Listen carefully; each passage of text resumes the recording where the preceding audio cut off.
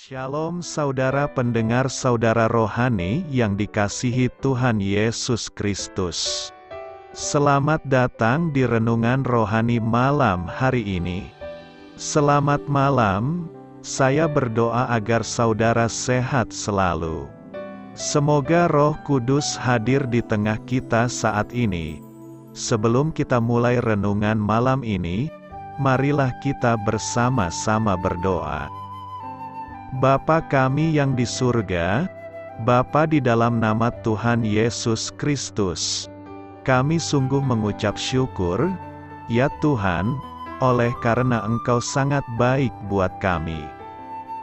Engkau ada bersama kami dan menopang hidup kami di siang hari dan di malam hari. Engkau ada bersama-sama dan menyertai kami. Tuhan, kami memuji dan bersyukur kepadamu pada malam hari ini, kami masih bisa berkumpul di rumah kami yang kecil ini. Tuhan, saat ini kami hendak mendengarkan firman-Mu.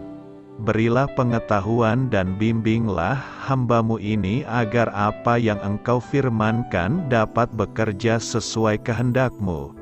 Buat kami jemaat-Mu, bukalah hati dan pikiran kami untuk mendengar dan menerima firman-Mu. Kiranya firman-Mu ini dapat menjadi berkat bagi kami. Berbicaralah Tuhan, kami sudah siap menerima firman-Mu. Di dalam nama Tuhan Yesus Kristus kami berdoa dan mengucap syukur. Amin. Sahabat saudara rohani, pembacaan ayat emas Alkitab renungan kita malam hari ini.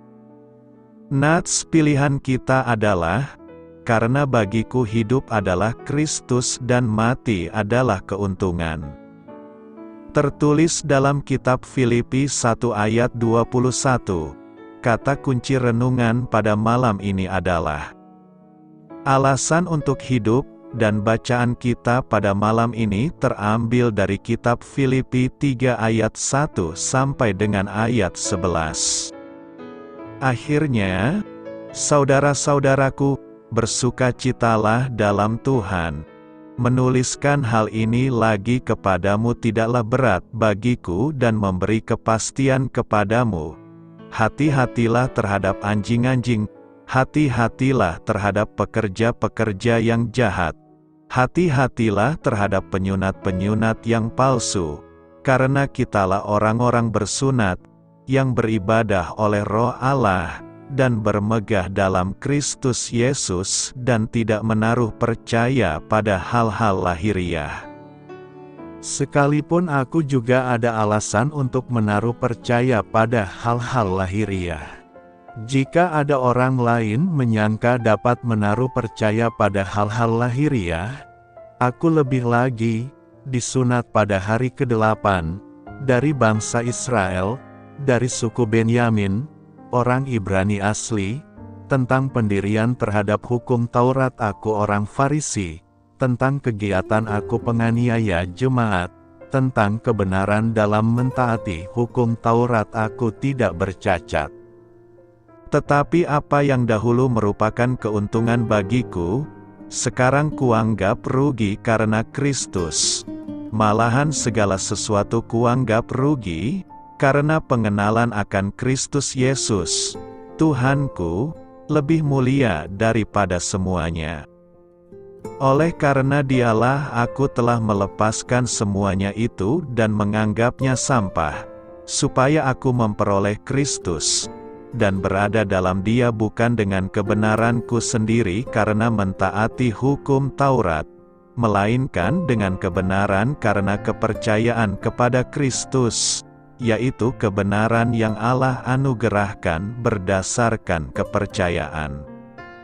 Yang ku kehendaki ialah mengenal Dia dan kuasa kebangkitannya dan persekutuan dalam penderitaannya, di mana aku menjadi serupa dengan Dia dalam kematiannya, supaya aku akhirnya beroleh kebangkitan dari antara orang mati.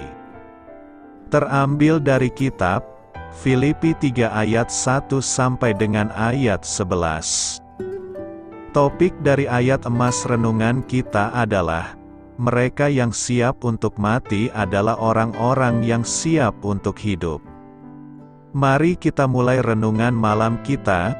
Untuk memulai hal baik, serahkanlah segala sesuatu hanya kepada Tuhan. Mari kita mulai segmen kisah inspiratif. Isaac Asimov menceritakan kisah tentang Pak Jones yang mabuk laut karena melakukan perjalanan laut yang berat. Pada saat itu, seorang pelayan kapal yang baik menepuk pundak Jones dan berkata, "Saya mengerti keadaan ini sangat tidak menyenangkan bagi Anda. Namun percayalah, Pak, tidak pernah ada orang yang meninggal karena mabuk laut." Jones mendongakkan wajahnya yang pucat pada pelayan yang penuh perhatian itu dan menjawab, "Oh, jangan katakan itu. Justru harapan indah tentang kematianlah yang membuatku tetap bertahan hidup." Kata-kata Jones itu mengungkapkan suatu makna, bukan sekadar ironi. Sebagai orang Kristen, saya mendengar gema kata-kata Paulus kepada jemaat di Filipi. Ia berkata bahwa harapan indah tentang kematian membuatnya tetap bertahan. Paulus tidak minta dilepaskan dari penderitaan, karena pengharapannya berakar dalam Kristus yang mati di kayu salib untuk manusia berdosa, bangkit dari kubur, naik ke surga, dan suatu hari kelak akan membawa Paulus ke hadiratnya. Bagaimana mungkin harapan untuk bertemu Kristus, yakni saat kematian menjemput atau saat kedatangan Kristus, dapat membuat Paulus tetap bertahan? Harapan itu memberinya makna dalam setiap hal yang dialami dan memberinya alasan untuk hidup bagi Kristus. Selain itu, harapan tersebut juga memberinya dorongan untuk memusatkan perhatian pada sesama yang membutuhkan penguatan. Ia berkata, "Karena bagiku hidup adalah Kristus dan mati adalah keuntungan." Bapa, terima kasih atas kebangkitan Kristus, karena Dialah kami memiliki alasan untuk hidup. Mengikuti perintah-Nya, mereka juga mempersembahkan korban sebagai tanda penghormatan dan ibadah kepada Allah. Ini mengingatkan kita akan pentingnya hidup dalam ketaatan terhadap Allah dan menjalani kehidupan yang penuh ibadah. Keempat, kita dituntut berperan dalam pemulihan alam semesta. Allah menekankan pentingnya menjaga dan merawat alam semesta. Ini adalah tanggung jawab manusia untuk memastikan bahwa sumber daya alam yang diberikan oleh Allah dijaga dengan bijaksana. Kita harus bertanggung jawab atas lingkungan kita dan berkontribusi pada pemulihan alam. Dengan merenungkan tema ini, kita dapat mengambil pelajaran tentang iman, kesetiaan, harapan, tanggung jawab, dan kasih Allah dalam pemulihan kehidupan manusia.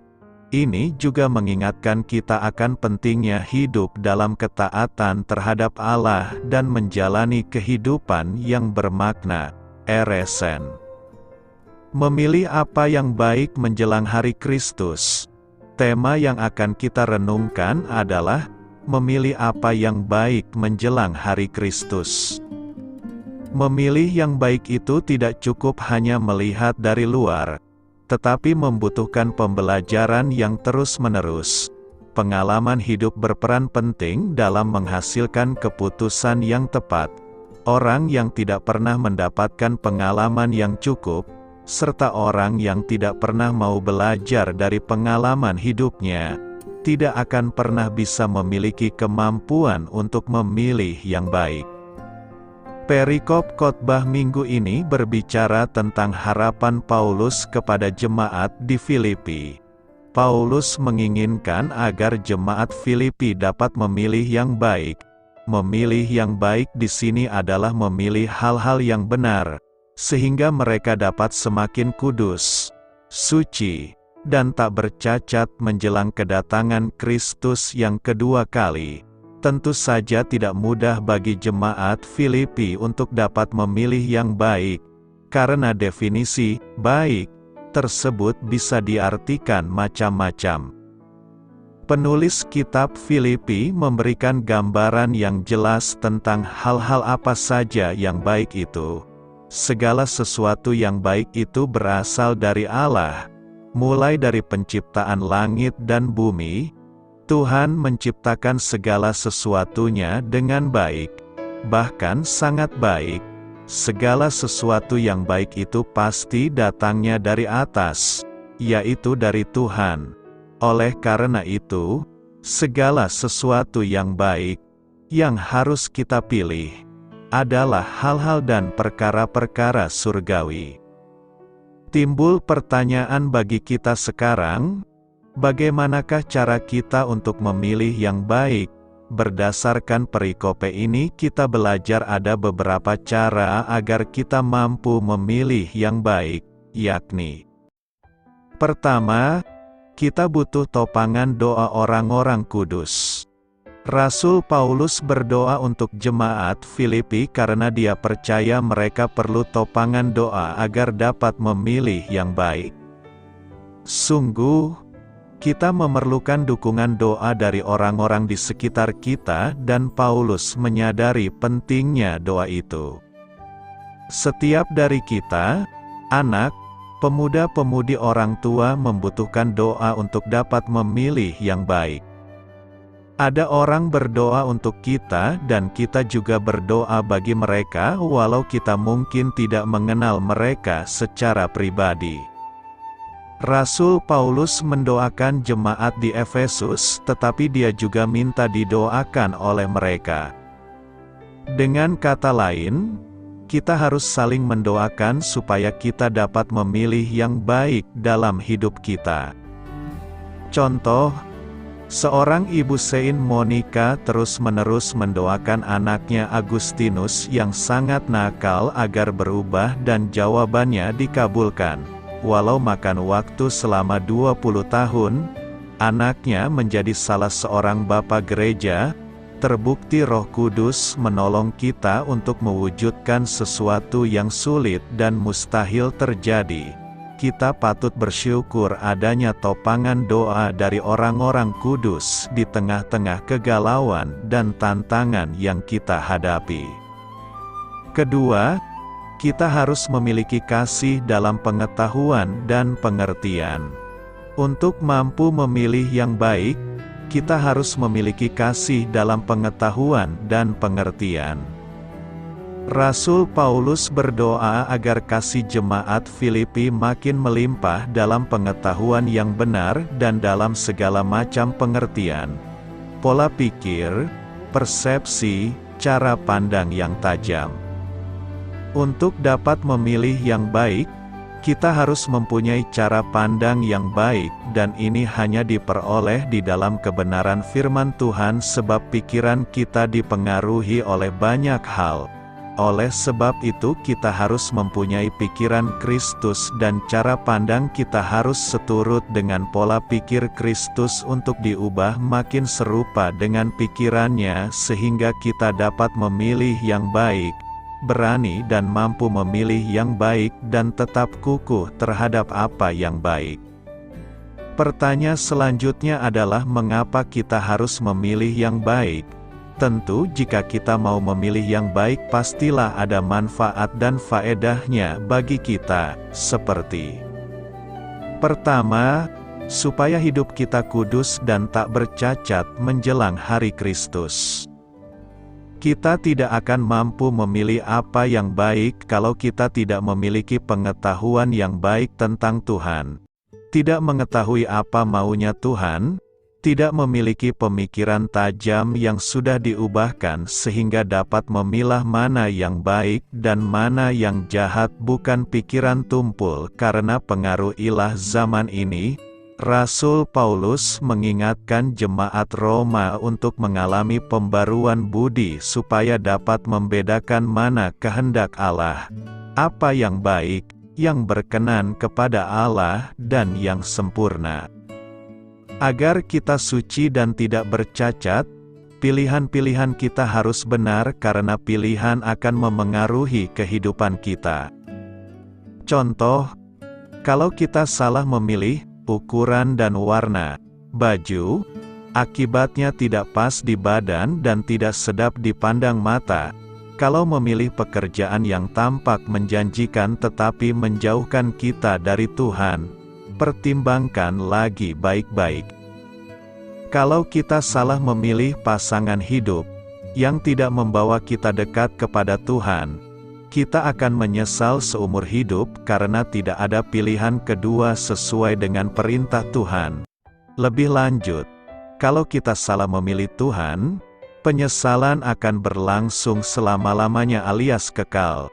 Jadi jelas bahwa pilihan kita sangat mempengaruhi kehidupan kita. Itu sebabnya Rasul Paulus mengingatkan agar kita memilih yang baik supaya kita suci dan tidak bercacat menjelang kedatangan Tuhan. Kedua, supaya kita penuh dengan buah kebenaran yang dikerjakan oleh Yesus Kristus. Selain kehidupan suci, tujuan kita memilih hal yang baik ialah supaya kita makin dipenuhi dengan buah kebenaran yang dikerjakan oleh Yesus Kristus. Jelas, kebenaran dalam hidup kita sesungguhnya bukan dari kita tetapi Kristuslah yang mengerjakannya. Bila hati kita penuh dengan kebenaran, yang keluar juga buah-buah kebenaran. Jujur kita sering berpikiran negatif, perkataan kita menyakitkan dan melemahkan orang, sikap dan perbuatan kita menjadi sandungan orang banyak. Bukankah dari hati timbul segala pikiran jahat dan najis? Oleh sebab itu Yesus mengatakan kepada orang Farisi bahwa dari buahnya pohon itu dikenal. Kehidupan kita harus dipenuhi dengan buah kebenaran yang diperoleh bila kita tetap dalam pilihan yang baik.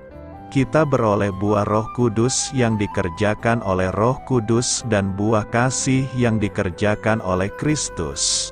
Bila ada buah kebenaran dalam kehidupan kita, kita menghadapi masalah dengan sukacita dan syukur bukan dengan kata-kata kotor dan kasar penuh umpatan. Biasakan mengeluarkan tutur kata benar, yang membangun dan memberikan semangat kepada orang lain. Pertanyaan kita yang terakhir adalah hal baik apa yang harus kita lakukan dalam menjelang hari kedatang Yesus Kristus kali kedua. Ada beberapa hal yang baik yang harus kita lakukan menjelang hari Kristus, yakni: pertama, kita harus memberitakan Injil Kristus. Tuhan tidak bersikap otoriter terhadap kita. Ia memberikan kita kebebasan untuk memilih beserta konsekuensi dari pilihan kita. Allah memberikan Adam dan Hawa kebebasan untuk makan buah dari semua pohon di Taman Eden kecuali buah dari pohon pengetahuan tentang yang baik dan yang jahat. Mereka bebas memilih dan mereka ironisnya memilih melanggar perintah Allah dengan memakan buah terlarang. Konsekuensinya, mereka mati. Kita harus memilih berita Injil Kristus dengan konsekuensi meskipun menghadapi kesulitan, aniaya, bahkan penjara seperti dialami oleh Rasul Paulus. Kedua, kita harus menjadikan diri kita suci pada hari Kristus. Supaya kamu suci dan tak bercacat menjelang hari Kristus. Hari Kristus Yesus adalah masa ketika Tuhan Yesus datang di awan-awan untuk menjemput jemaatnya, yang diikuti dengan pengadilan tahta Kristus bagi orang percaya dan pemberian pahala atau mahkota. Tuhan menghendaki jemaatnya kedapatan suci dan tak bercacat ketika Dia datang. Tak bercacat murni, tidak munafik. Suci berarti Tidak ada tuduhan bersalah dari hati nurani karena adanya kelemahan yang disimpan atau ditutupi sehingga menjadi sandungan bagi diri sendiri di hadapan Tuhan. Kualitas tak bercacat dan suci di hadapan terang Kristus ini hanya bisa terjadi karena memang kita telah terbiasa melakukan pilihan yang benar dalam praktek hidup sehari-hari sebagai akibat adanya epignosis dan aistesis itu.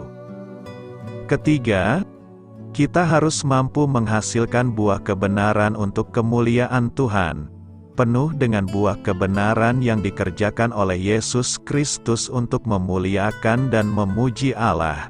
Setiap murid Kristus Tuhan dipanggil dan dipilih untuk menghasilkan buah-buah kebenaran. Firman Tuhan, "Bukan kamu yang memilih aku, tetapi akulah yang memilih kamu, dan aku telah menetapkan kamu, supaya kamu pergi dan menghasilkan buah dan buahmu itu tetap, supaya apa yang kamu minta kepada Bapa dalam namaku, diberikannya kepadamu." Buah kebenaran bisa berupa karakter yang baik, persembahan bagi hamba Tuhan dan pekerjaan pelayanan, jiwa-jiwa dilayani, buah bibir yang memuliakan Tuhan berupa persembahan korban syukur. Hidup berbuah adalah cara yang Tuhan tetapkan untuk mempermuliakan namanya. Firman-Nya, "Dalam hal inilah Bapa-Ku dipermuliakan, yaitu jika kamu berbuah banyak dan dengan demikian kamu adalah murid-murid-Ku." Kehidupan Kristen yang berbuahkan kebenaran bisa terjadi karena memiliki karunia Tuhan epignosis dan aistesis. Keempat, kita harus bersedia menanggung konsekuensi. Sekali Rasul Paulus memilih Kristus, ia tidak pernah mundur dari pilihannya. Dengan memilih Injil yang benar dan demi Kristus, ia rela dipenjara. Heran, justru melalui pemenjaraannya, Injil makin tersebar bahkan sampai ke istana. Perhatikan, setiap pilihan pasti ada konsekuensinya, ada hal yang harus kita bayar, lepaskan atau batasi dalam hidup kita. Rasul Paulus membuktikan bahwa pilihannya benar dan dia tetap pada pilihan itu serta tidak malu akan pilihannya. Ia begitu konsisten dengan pilihannya dan berkomitmen hidupnya hanya untuk Kristus baik hidup maupun mati. Rasul Paulus menegaskan supaya kita berjuang untuk iman yang timbul dari berita Injil.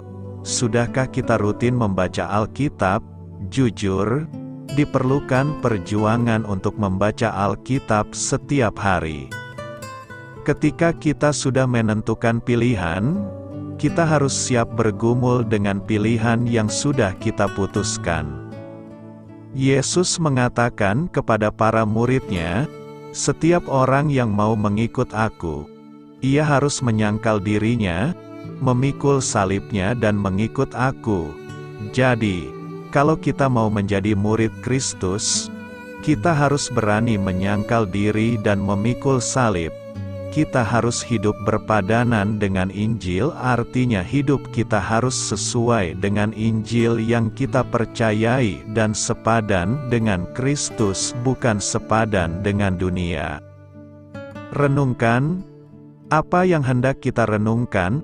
Pertama, marilah kita menentukan pilihan yang baik dan berjalan dengan pilihan kita. Jangan mundur dan gentar, melainkan berjuang untuk iman yang teguh apapun konsekuensinya.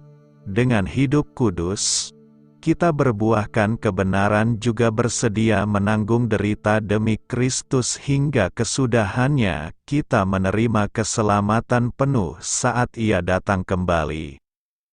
Kedua, marilah saling mendukung dalam doa agar kita mampu melakukan hal baik menjelang hari Kristus. Kita harus mengingat dan berdoa kepada saudara-saudara kita. Kita harus berpikir dan merindukan saudara-saudara seiman. kita memohon kepada Tuhan semoga kasih saudara-saudara seiman semakin melimpah dalam pengetahuan yang benar dan dalam segala macam pengertian. Ketiga, kita memerlukan karunia pengetahuan yang benar dan pengertian agar bisa mengimplementasikan kasih Tuhan secara benar di dalam dan melalui hidup kita. Pengertian membuat kita bisa menilai sesuatu atau seseorang secara benar sebagaimana penilaian Tuhan.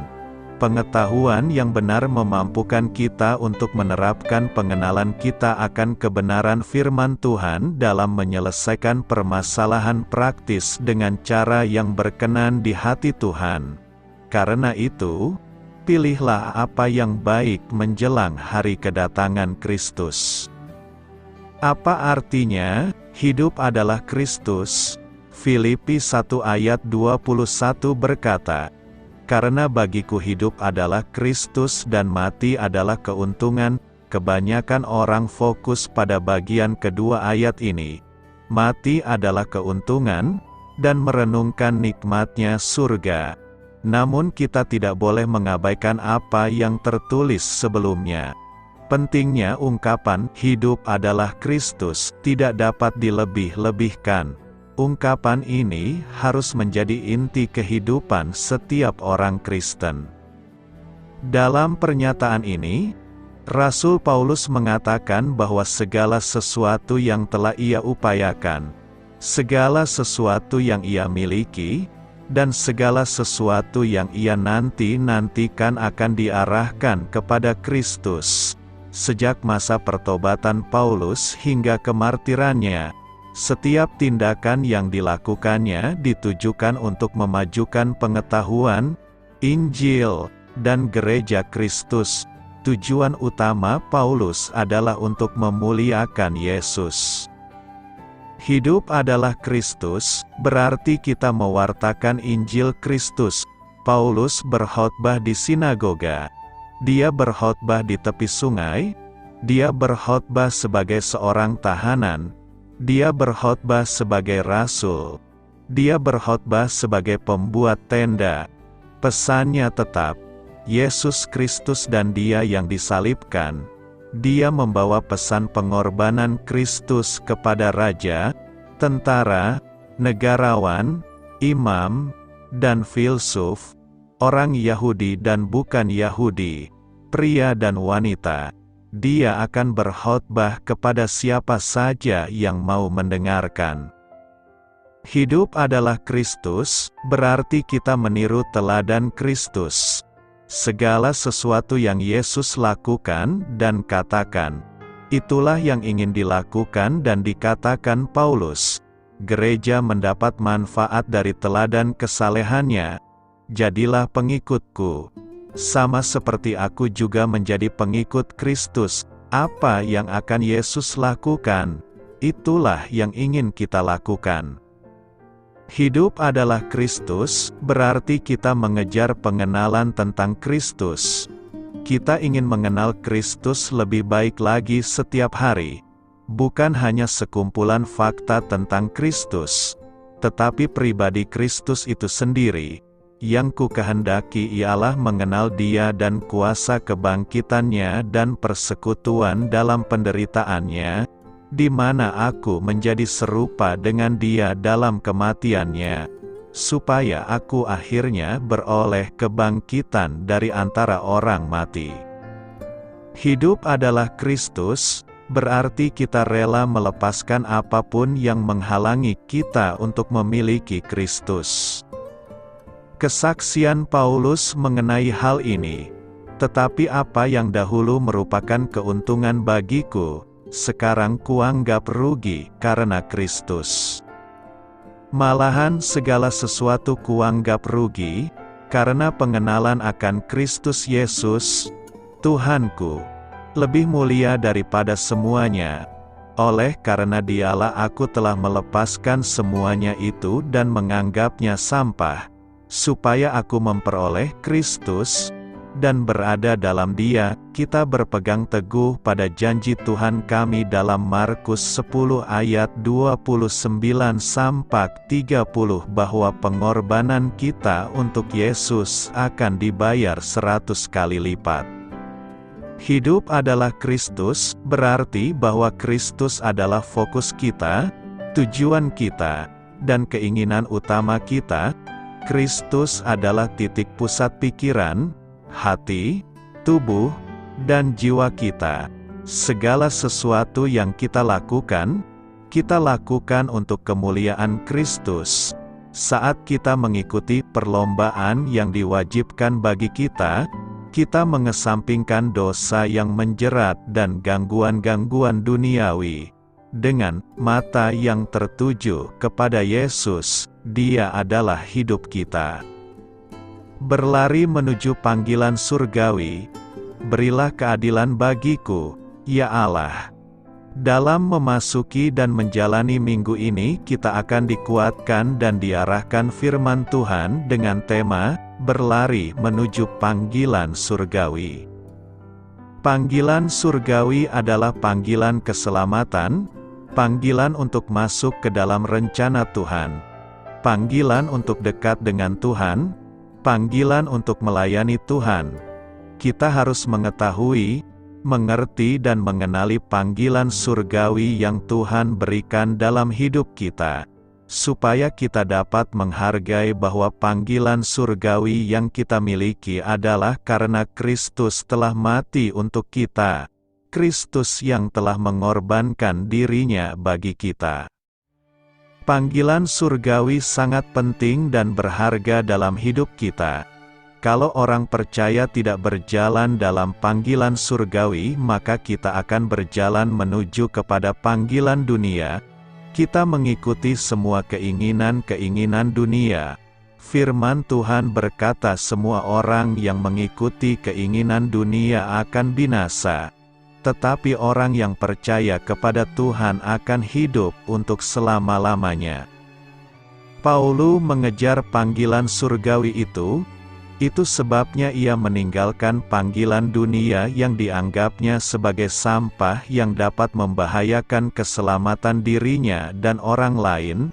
Paulus akhirnya berani meninggalkan apa yang menurutnya baik pada masa lalunya dan dia melihat ke depan sebagai sesuatu yang menguntungkan ketika dia mengejar hadiah panggilan surgawi.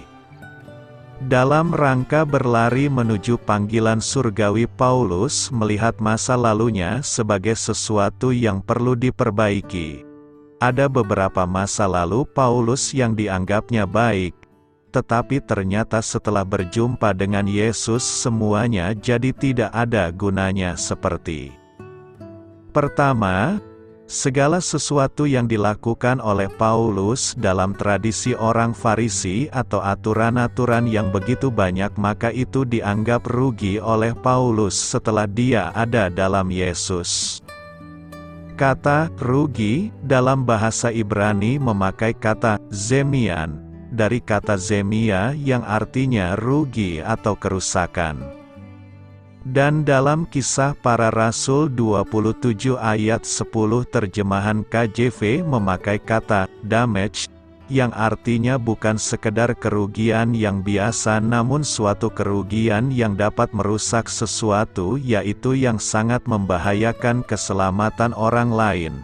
Paulus mendefinisikan kata rugi, yaitu sangat membahayakan baik bagi dirinya dan orang lain. Jadi segala perbuatan baik yang dia lakukan dalam keagamaan itu dianggap sangat membahayakan. Kedua, segala kebaikannya, kesalehannya dan ketaatannya dalam melakukan hukum Taurat dianggap sebagai sampah. Kata sampah dalam bahasa Yunani memakai kata skubala, dari kata skubalon yang artinya sampah, ampas, kotoran hewan. Singkatnya sebagai hal yang menjijikan dan memuakan. Sebagai contoh, kalau kita memecah 9 telur yang baik, namun kalau kita campur dengan telur busuk satu saja, maka itu akan merusak semua telur yang baik. Demikian juga karena manusia itu sudah jatuh dalam dosa dan hidupnya tercemar dosa, maka segala kebaikan yang dilakukan oleh manusia akan menjadi sesuatu yang memuakkan dan menjijikkan. Ketiga, Paulus merasa diri benar. Pada masa lalu, maka Paulus pernah hidup dalam kebenarannya sendiri, yaitu sebelum dalam Yesus. Dia menganggap semua kebenaran yang dia lakukan adalah sesuatu yang luar biasa. Teologi orang Farisi saat itu adalah teologi yang lebih dihormati dan dihargai dibandingkan dengan teologi orang Saduki. Dalam Yesus kita benar bukan karena kita melakukan hukum Taurat, tetapi karena kebenaran dalam Yesus Kristus. Teologi, khotbah atau pengajaran apapun jika tidak dikaitkan dengan Kristus sebagai pusatnya, maka semua itu hanya moralisme belaka dan tidak ada gunanya serta bisa menjebak diri kita untuk merasa benar dan lebih suci daripada orang lain.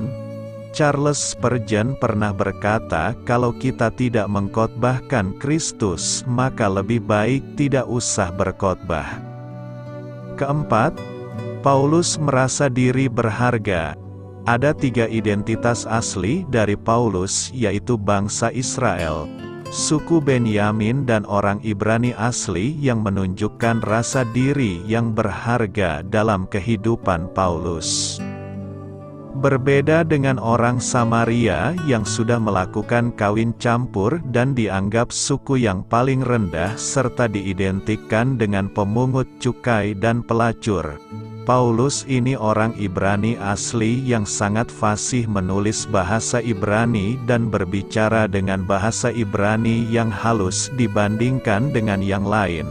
Namun dalam Yesus, maka Paulus melihat bahwa keberhargaannya bukan dari kesukuannya, tetapi karena dalam Yesus dia menjadi anak-anak Allah. Kelima, Paulus merasa diri hebat. Paulus tidak hanya taat dalam melakukan hukum Taurat, namun dalam semua aturan secara detail, maka Paulus menyatakan bahwa dia tidak bercacat. Di sini, Paulus merasa diri hebat di mana bisa mempengaruhi perubahan orang lain.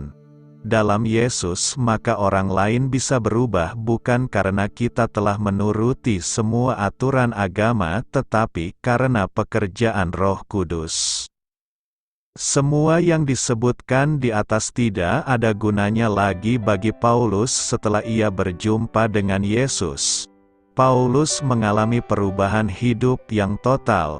Paulus berubah dari panggilan duniawi menuju panggilan surgawi. Pertanyaannya sekarang adalah bagaimana caranya kita mengejar panggilan surgawi. Berdasarkan pengalaman Paulus, ada beberapa cara kita untuk bisa meraih panggilan surgawi itu, yakni: pertama, kita harus terus berjuang menuju kesempurnaan. Kerendahan hati Paulus nyata dari kesadarannya bahwa ia masih terus-menerus memerlukan pertolongan, penghiburan, dan anugerah Kristus dalam menjalankan kehidupan atau tugas-tugas pelayanannya. Paulus mengakui ketaksempurnaannya, tapi ia sangat ingin disempurnakan. Ia mengejarnya, berjuang, bekerja keras untuk meraihnya, tetapi bukan atas jasa-jasa atau kebenarannya, melainkan oleh jasa dan kebenaran Kristus. Oleh anugerahnya, Paulus mau memperoleh lebih banyak anugerah, lebih banyak bekerja atau melayani tanpa merasa puas dengan apa yang telah dilakukannya. Mereka yang telah menerima anugerah sejati akan berkeinginan untuk memperoleh anugerah lebih banyak lagi dan sangat berhasrat untuk menikmatinya secara sempurna. Aku telah ditangkap oleh Kristus. Kita ditangkap oleh Kristus agar dapat menangkap kebahagiaan sempurna yang ditawarkannya. Kedua, kita terus fokus pada masa depan di dalam Kristus. Hidup kita tidak harus selalu menoleh ke belakang, tetapi kita harus terfokus ke masa depan. Yang perlu diperhatikan dan dipedulikan adalah mengarahkan diri ke depan. Kita melupakan atau mengabaikan segala sesuatu yang di belakang, termasuk kebanggaan pada masa lalu. Mungkin juga kegagalan-kegagalan dalam mentaati kehendak Tuhan. Kita harus mengarahkan diri pada apa yang di hadapan kita, melangkah pasti, mewujudkan visi, menjangkau masa depan di dalam Kristus. Ketiga, kita terus bergerak maju meraih hadiah surgawi. Berlari-lari takkan pernah berhenti. Bergerak maju secepat yang kita bisa lakukan, menuju sasaran yang telah ditetapkannya. Panggilan Kristiani adalah panggilan yang sangat tinggi. Datangnya dari surga, arahnya menuju surga. Untuk memperoleh hadiah, mengejar, menguber, memburu, sekali lagi, bukan oleh kekuatan manusiawi, tetapi oleh Roh, oleh anugerah. Anugerah keselamatan menggerakkan kita untuk bekerja keras. Kita bekerja keras, bergulat, bertempur, bertarung demi hadiah, yaitu surga, kebahagiaan sempurna, yang telah kita miliki dalam pengharapan. Arah yang tepat menentukan kesiapan dan kecepatan untuk mencapainya. Kemana arah hidup kita? Panggilan surgawi atau memuaskan kehidupan duniawi?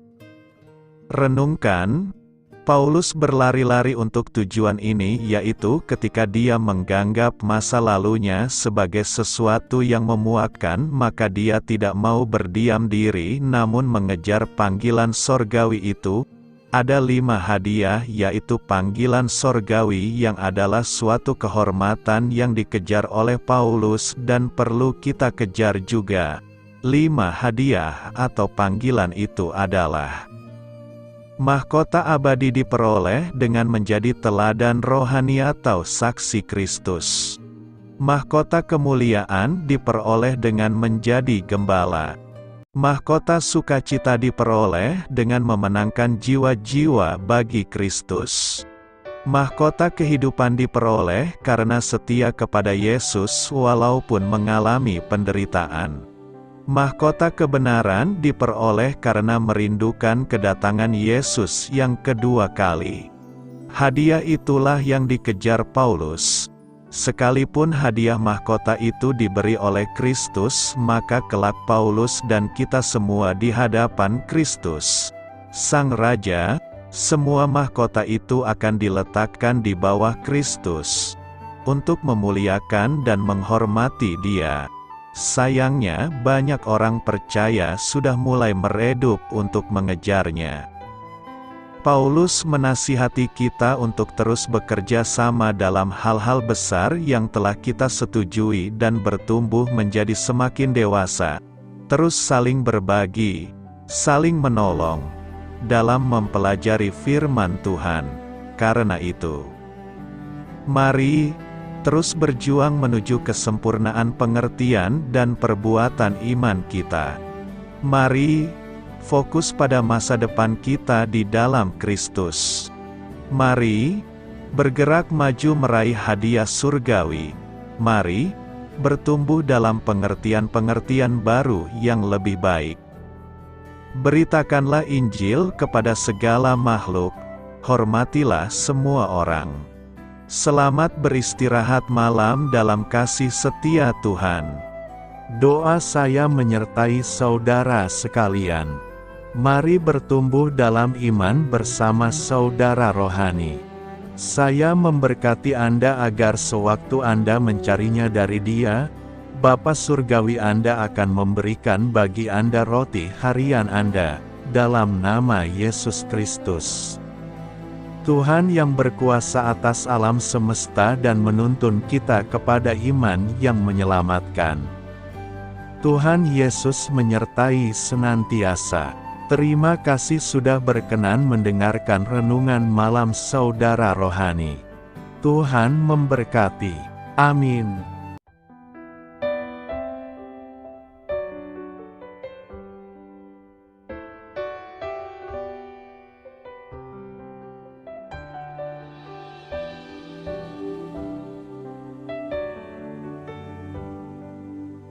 Marilah kita renungkan, sahabat saudara rohani, demikianlah renungan firman Tuhan malam hari ini.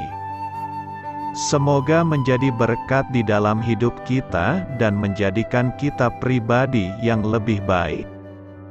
Sebelum kita beristirahat pada malam hari ini, marilah kita berdoa. Bapa kami yang di surga, Bapa di dalam nama Tuhan Yesus Kristus, kami sungguh mengucap syukur, ya Tuhan, oleh karena Engkau sangat baik buat kami. Engkau ada bersama kami dan menopang hidup kami di siang hari dan di malam hari. Engkau ada bersama-sama dan menyertai kami, ya Tuhan Yesus. Kami mengucap syukur untuk firman-Mu, ya Tuhan, yang memberikan kami kekuatan dan menyadarkan kami bahwa kami tidak perlu takut dengan gelap dan malam. Sebab Tuhan, Engkau ada bersama kami. Engkau melindungi kami dan menjadi perisai bagi kami hamba-Mu berdoa saat ini. Tuhan, untuk setiap pendengar renungan ini yang mengalami ketakutan, kecemasan, kegelisahan, pada situasi gelap dan malam hari di dalam nama Tuhan Yesus Kristus. Kuasa Tuhan melepaskan mereka dari segala ikatan roh-roh ketakutan yang mengikat mereka saat ini.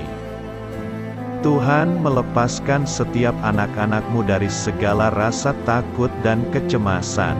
Di dalam nama Tuhan Yesus segala kuasa-kuasa roh jahat, kuasa setan iblis yang mengganggu anak-anak-Mu, ya Tuhan, tolong hancurkan dan halaukan dengan kuasa-Mu.